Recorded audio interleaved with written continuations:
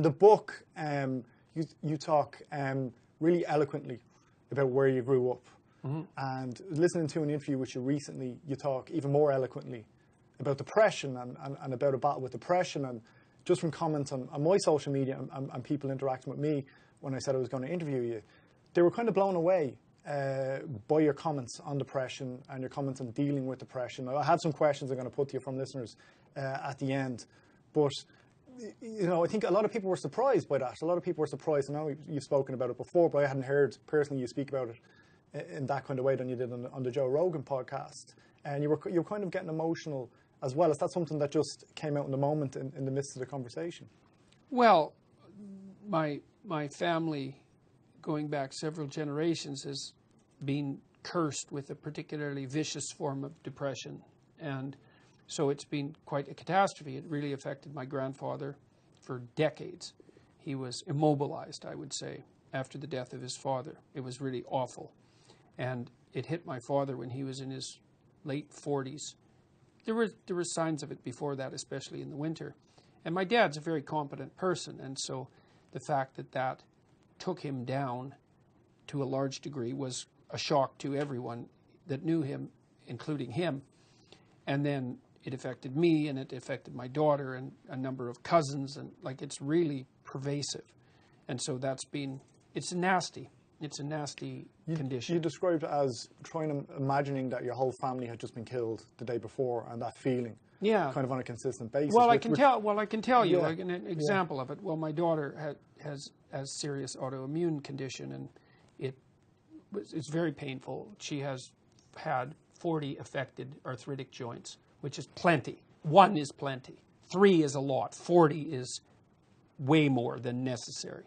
And she, her ankle and her hip deteriorated to the point where they were both replaced when she was 16 and 17. So she basically walked around for 2 years on 2 broken legs and was on very high doses of painkillers. And anyways, it was quite the catastrophe. And she also has this predisposition to depression. And so we've talked a lot about both of those things. And I asked her one day if she'd rather have the arthritis or the depression. And she said she'd rather have the arthritis. So that's not a bad index. And then I talked to her, too, about trying to describe what it was like to feel that way. And she said, well, it's like your dog just died all the time. And she really liked her dog. You know, it was a real source of comfort to her when she was growing up. And then about 2 years later, 2 years ago, our dog died.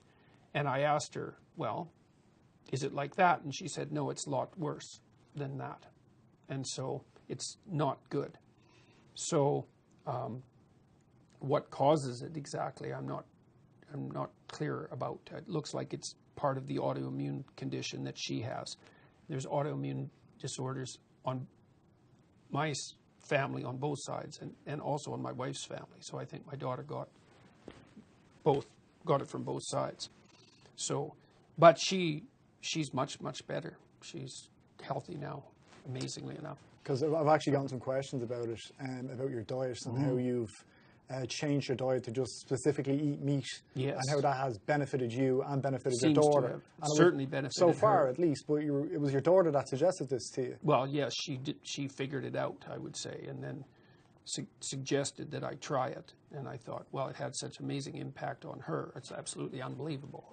I still don't believe it that it worked. I still can't believe it. But she's symptom-free. Her depression is gone. Her fatigue is gone. All her joint symptoms are gone. She looks great. She's doing fine. It's amazing. As a clinical psychologist and somebody who's trained in it and practicing it for many years, is that something you can comprehend? No, not really. I mean, look, there is evidence that depression is a lot of different things. It's one term that covers all sorts of different disorders with all sorts of pathways. And there is evidence that one of the functions of antidepressants is anti-inflammatory, and that depression is an inflammatory condition, and that it's associated with autoimmune dysfunction. And so who knows how prevalent that is.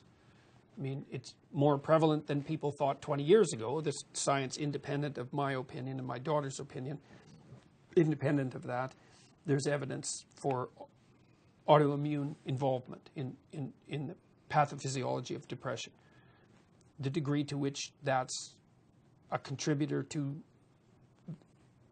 what degree that contributes to depression in the general population is unknown. But is there a feeling then that some of your followers, I don't want to say followers like you're the Messiah, I know you don't like that either, but some of your fans, I suppose, or people who've bought your book and will go and see your shows and download your podcasts, you know, there's an element of depression with some of these guys, because obviously, and girls, because obviously you've said, it's individualism. That's kind of what you're pushing, to be responsible for your own actions, and this is what has reverberated with your fan base. Yeah. You mean you're speaking about the potential contradiction between those things? Yeah. Oh well, yeah. I mean, look, it's clearly the case that I think your best bet in life is to shoulder your suffering and to take responsibility and to move forward. But that doesn't mean that you're not vulnerable on all sorts of fronts. It's just your best tactic. Just because it's your best tactic doesn't mean it will always work. But you don't have a better tactic.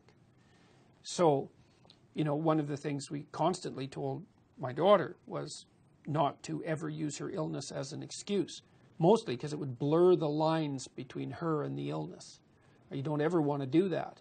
So we wanted her to be as responsible as she could be, given what she had to endure. It was a very difficult thing to figure out. If you have a kid that's sick like that, it's like, well, they don't want to get up to go to school. Well, you probably wouldn't want to get up either if you were like in pain, lots of pain. What do? You say you stay in bed, or do you say get the hell up if you can and get out, because the alternative is worse? And so, we always pushed her and encouraged her to bear as much as she could. And I would say that was the right strategy, because she did manage to have as much of a life as she could have under the circumstances, and she's come through all this with her character intact. So, which I think is really quite beyond belief to me, but it still seems to be the case. So it isn't that shouldering your suffering and bearing the responsibility for your life is a panacea, because we're vulnerable to all sorts of things that happen to us that are, in some sense, ultimately uncontrollable. I mean, that's why people die, right?